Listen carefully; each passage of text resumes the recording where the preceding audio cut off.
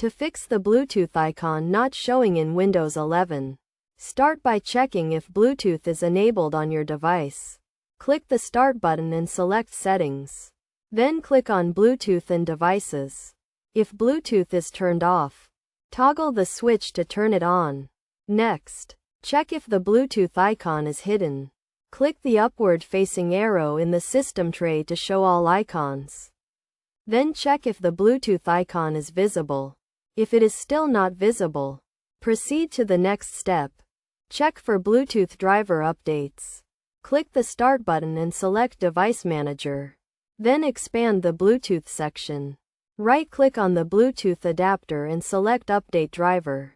Then follow the prompts to search for and install any available updates. If updating the driver does not resolve the issue, try restarting the Bluetooth service. Press the Windows key and R to open the Run dialog. Type services.msc and press Enter. In the Services window, scroll down and find the Bluetooth support service. Right-click on it and select Restart. If the Bluetooth icon still does not appear, try resetting the Bluetooth settings. Click the Start button and select Settings. Then click on Bluetooth and Devices. Click on the three dots next to your device and select Remove Device.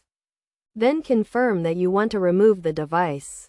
After removing the device, restart your computer and try pairing the device again.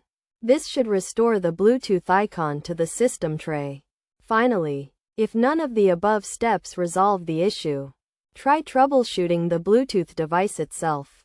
Check the device's user manual or manufacturer's website for troubleshooting guides specific to your device. By following these steps, you should be able to fix the Bluetooth icon not showing in Windows 11 and get your Bluetooth devices connected and working properly.